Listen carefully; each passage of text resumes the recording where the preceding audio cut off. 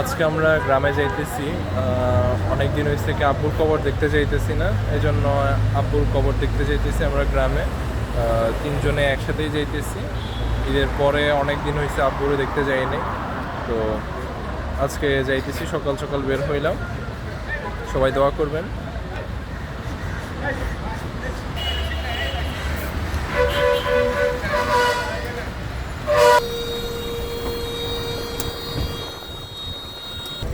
গাড়ি এখন ছেড়ে দিছে এখান থেকে।